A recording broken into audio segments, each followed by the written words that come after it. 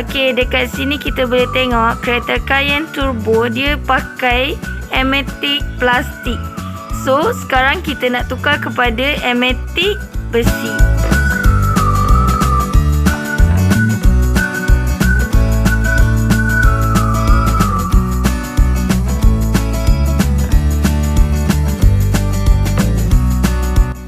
Okey, dekat sini kita boleh tengok dua perbezaan kualiti airmatic. Satu yang plastik, satu original pakai besi. So, plastik ni dia mudah pecah bila kita skru dekat sini. Dia akan pecah, boleh guna tetapi cepat pecah. Kalau besi takkan pecah.